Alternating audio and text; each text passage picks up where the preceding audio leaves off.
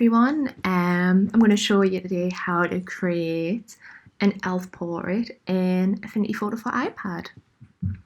So the video was sped up a little bit, but feel free to slow it right down. Because I've gone over this first part within another video, I'll link it down below. You can refer back to that.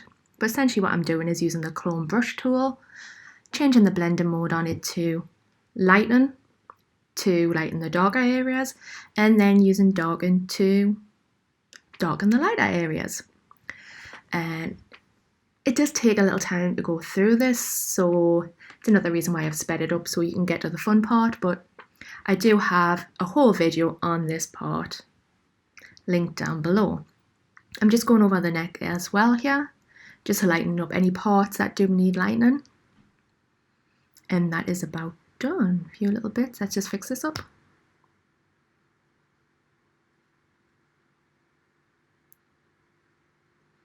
And you can use this technique on the hair too, which I do go over in a little bit.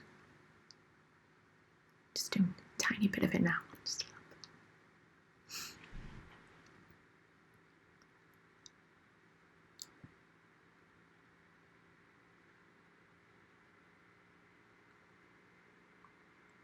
That's looking a lot better. Okay, I've created a new pixel layer and I've got the pen tool, the pen tool, and I'm just going to draw an outline around the ear. As you can see, it's automatically filling. Just switch that off. You can do that in the panel at the bottom of the screen, and I'm just going to draw a generic shape of what I think an elf ear looks like. From popular media and games. Going for quite shortish ear, not going Warcraft. And I've just coloured it in pink there, just so I can reselect the shape easier later on. And create another new layer with the selection still there and the shape switched off. Using the clone stamp tool again, you can tell it's my favourite tool. I'm just going to come in and copy parts of the ear, mainly the outline, just so I've got a general shape to work with. And that is literally all I'm doing. You'll see that I will mess this up in parts. You can just undo, come back to it, or undo and redo are in the bottom right hand corner. Can't remember which way this camera is. And you can press them to go back and forwards. So I'm just taking this part of the ear and I'm just copying it in, just dragging it along, reselecting it and dragging it along, trying to match it up as I go. Takes a little bit of practice, but I have complete faith in you all. And now I'm just going to steal the lower part of the ear. I really should brush up on my anatomy so I can tell you what parts are what. And there we go, we're getting there. A little bit of a hot mess at the moment, but it will come together.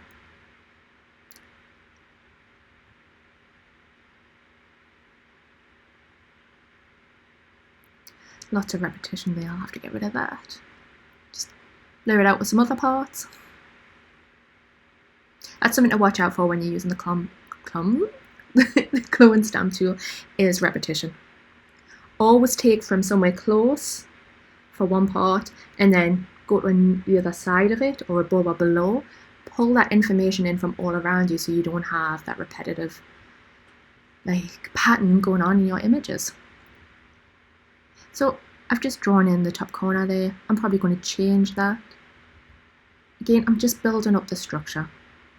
There's really no right or wrong way with this because elves don't exist. Unlike zombies, they totally exist and they're evil. And I'm petrified of them.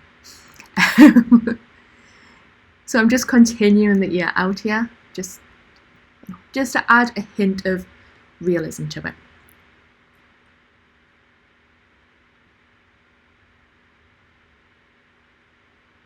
And it's just worth noting I'm not using my keyboard for this, so I'm not using any of the shortcuts.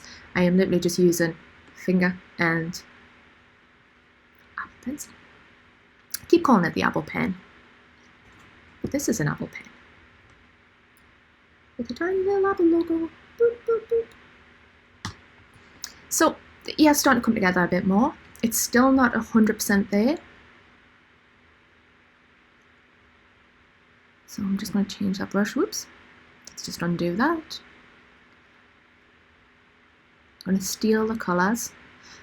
Something that always throws me with Affinity Photo is that you have to hold the eyedropper tool and drag it to the part you want to steal the information from. So I'm just quickly drawing in a little idea, seeing how this is going to work in the corner, because obviously we don't have pointed ears, we have curved ears. Oh, beats. So no one else in the house can hear me talking to myself. Weird. So we're just coming in and I'm just going to fill in some little bits that are just frustrating me at the moment. Oh, I quite like that. Got a bit of depth there. Just going to darken in there. So what I'm thinking of doing now is stealing the information from the original layer. Copy and pasting it. I'm just going to play around with the brush settings here. I'm always playing around with my brush settings because I'm always wanting to do different things with them. I just move this one out and I'm totally on the wrong menu. There we go. Let's get rid of that spacing. Lot smoother in the action now.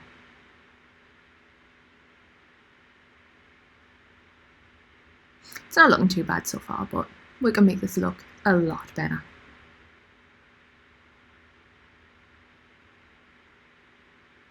I like that definition there. Let's just scribble in where I kind of want this to go and we'll begin building it up a bit more.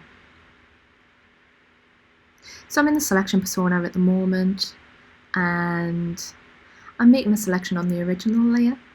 I'm going to copy and paste, going to the photo persona so I can actually do that. There's a lot of jumping between those two personas, especially if you're doing a lot of selections. It becomes second nature once you get into it. I'm just going to steal a bit more information from the original layer.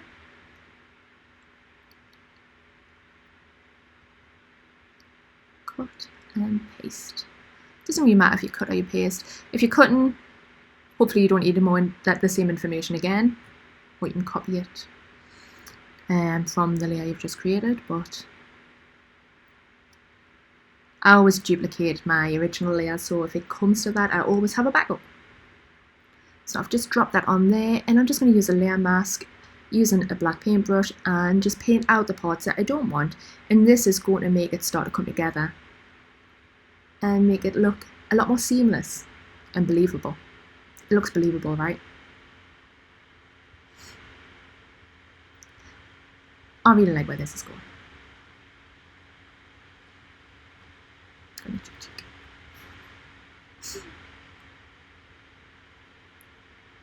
So I'm just tidying up around the ear. I've got rid of a bit too much. So because I've masked out too much of that ear, I'm going to switch the paintbrush to white and draw back in. Layer masks are incredible.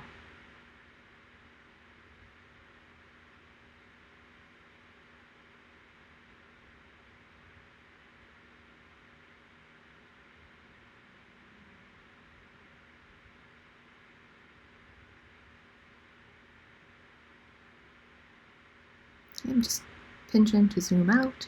This is looking really good so far. I like it. The model Sarah will be like, "What have you done?" She'll think it's cool though. She's always up for my wacky ideas. So I'm trying the Liquify on the ear because I don't really use the Liquify at all. Just to see, if I can make the ear look a little bit similar so I don't have to copy and paste other bits. But I think it may take a lot longer than just quickly playing around like this, because as you can see, the size of the brush is dictating like the smoothness of those outlines. Obviously people don't have outlines, but you can see on the top of the ear there that it's bumpy, and that's just due to the size of the brush. I just really wanted to steal the corner bit of this here, but I don't think it's going to work. It's worth trying though. Oops. Remember what layer you're on. Right.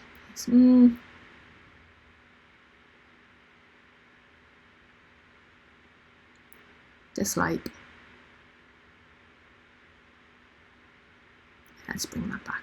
I'm just on my history panel, yeah, and I'm just scrolling through to the last part. That was really working. I'm just going to work from there again.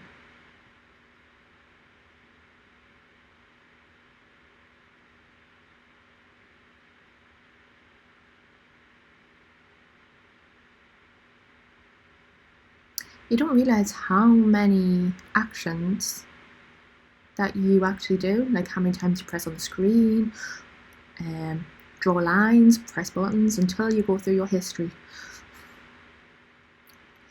So, yay, this is looking a bit better. Still need to fix the top of the ear up though.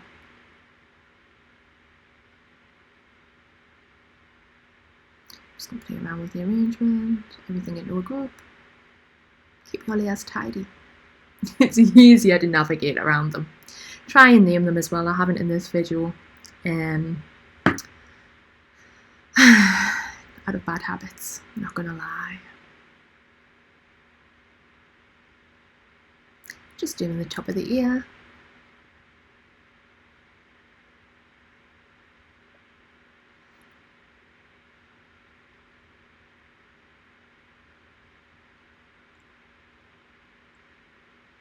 And again, gonna layer mask out the parts that I really don't want or need.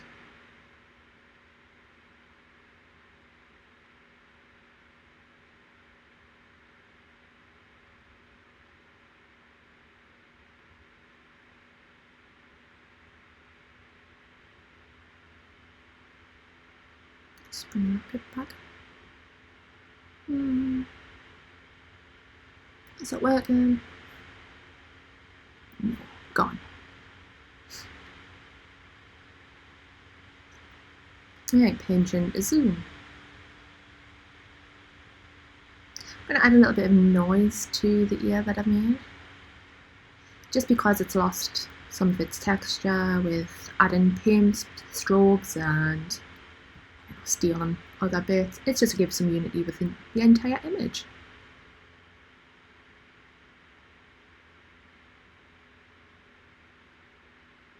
So I've created a new pixel layer here, and again I'm just using the pen to select around the hair. I'm going to be using exactly the same method as what I used at the beginning of the video for cleaning up blemishes. This works great on hair, so obviously darken the lighter areas and lighten the darker areas, but you're copying information at the same time when you're using the clone brush tool. It is absolutely fantastic. Like I say, I've got an entire process on using this brush, but you know, it is a case of use it repeatedly to get used to it and see how it works for you in your work. So this is looking not too bad. I'm just going to select around the ear so I can clean up my selections a little bit more. They're not the tidiest. I do like the fact that when I'm working on my iPad, I work a lot looser than what I do when I'm working within Photoshop. I allow myself that little bit more freedom, mostly because the work that I'm doing is either just going to be a video and the images are going to go on Instagram and Facebook. So I've got a bit of leeway with the quality. I'm just going to tidy up the hair over here.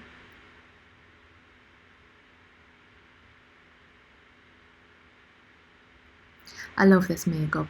Lo done it and I was just like, I'm in love. The whole set of images, there's just lots and lots of pink. I love pink. I think we're going to publish with this one. It's pretty cool. But yeah, due to lockdown and not having access to everything is meaning I'm just reusing these images. I'm going to make her eyeballs black here. So I've just created a new layer, and again, using my pen tool, I'm going to draw around that eyeball.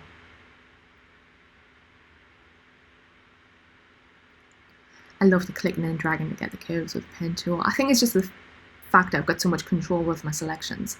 I've just dropped in black to the eye. It's not going to look realistic just yet. And the fill's still applied to the pen tool on this. So again, I'm just drawing in the second eye.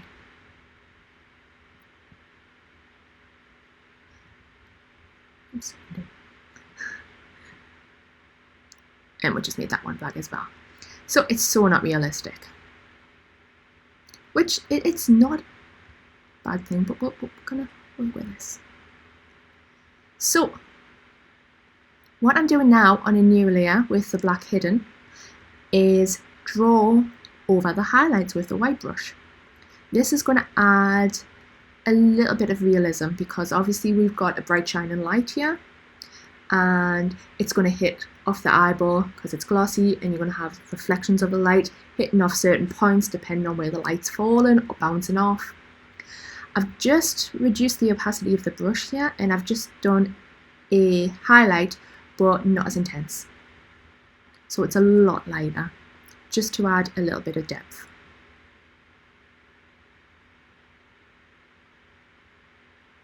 It's not looking too bad.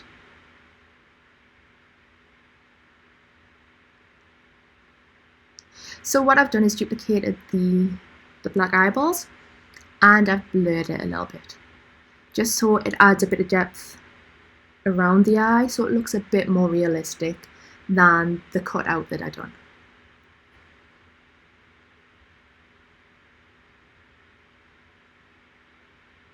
Just gonna get rid of that little highlight at the bottom there a bit more.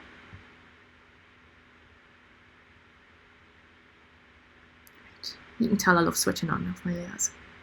I just like knowing where I am. And if I name my layers, I will know. So I'm really liking this. Oh, a bit too much on the blur there.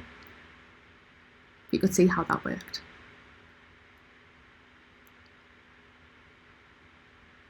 Just smoothing out, well, blurring the outline just a little bit. Oh, this is looking pretty cool.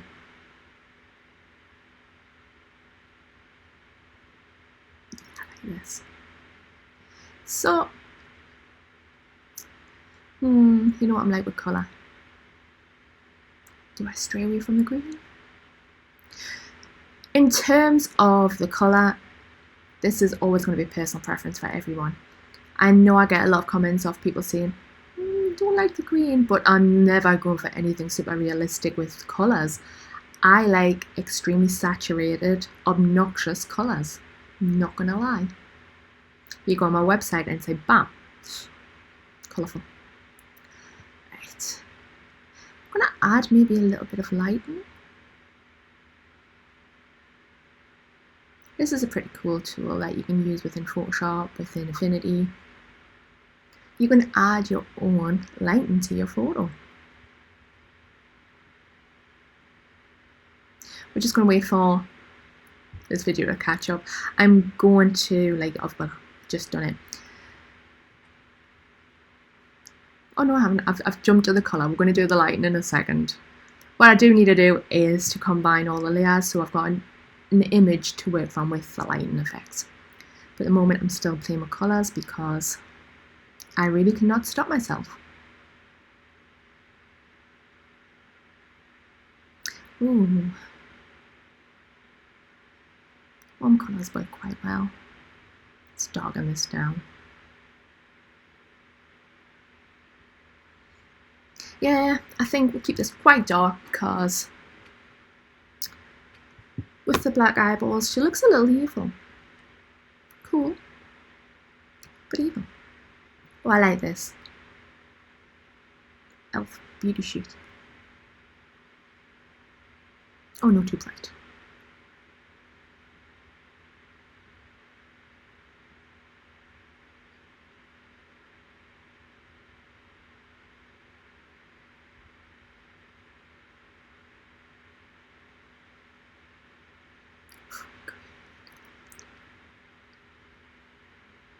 Bit blue.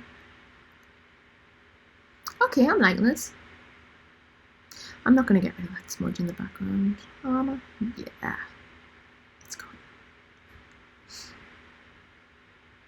The old studio that I used to have when I shot this was tiny, so a lot of the time in my photos you do see lights and other objects creeping in. So I've combined my layers, and now you can see how the lighting tool is working.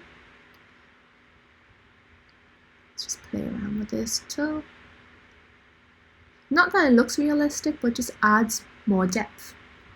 And I think that's one of the main things when it comes to photo manipulations, to make it believable, is the depth of the image, foreground, background, the light, twist, well, everything does. But we're going to go main focus on the face, so the eyes you notice first, and then you'll gradually see, oh, she's got an elf here.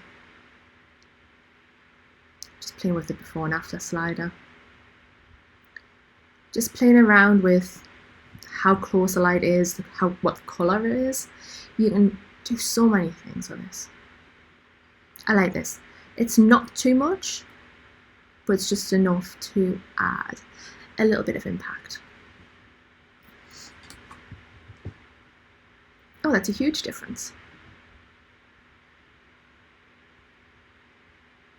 Okay, I'm in love with this. This is pretty cool. Subtle, but cool. Let's just add a bit of depth of field. Oh, no, that's not.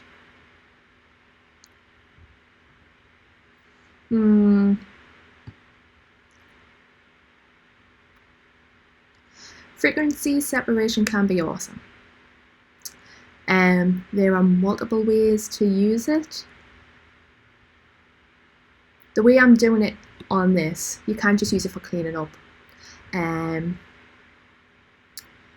But I am just trying to paint under it to smooth out the skin tones a little bit, which you can do. It just doesn't work very well for this video. In one of my other videos that I have recorded, it works perfectly. There are just so many ways you can use frequency separation and how you can use it as well. Obviously, you want to apply image, paint between the layers, so many things. At the moment, I'm just going to try and steal some of the skin tone though, because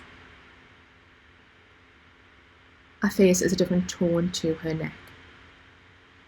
If I was in Photoshop, I'd be using curves for this, because obviously you can choose the different colours of the curves. But I wanted to see how the frequency separation and the underpainting would work, and it's not doing great, but it's been an afterthought, so I should prepare better for next time. This is half the fun of going over old work, creating new things with it, and having a little bit of time with this lockdown going on to experiment and do things wrong. Because if you do things wrong, you learn from it. It's easy to learn from. Well, I completely believe that.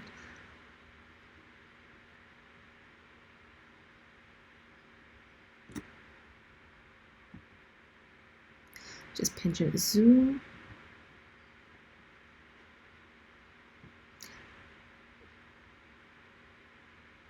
Dramatic. So I'm just dodging and burning. Sorry, I turned the volume up in my ear. Oh, it sounds weird. So this is just me playing around with the lighting effects a tiny bit more. Again, for drama. I'm just going to go into the layers options and just reduce the opacity just a tiny little bit. Let's just merge it. Merge visible, so we'll keep all the layers below it. And now let's add the depth of field blur. Where are you? You're hiding. Ah, here we go. So I'm just going to click and drag. The inner circle is what's going to be in focus, and then outside that it gradually becomes unfocus. So I'm just choosing what I want to be in focus at this point, and then I'm going to play around with the sliders to increase or decrease the focus. Well, the blur, the depth of field.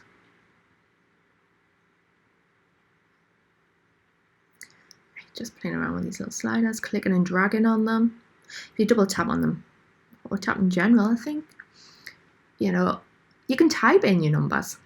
I just prefer clicking and dragging. There you have it. That is the final image. Thank you for putting up with me for this 25 minutes or so, and I'll see you next time.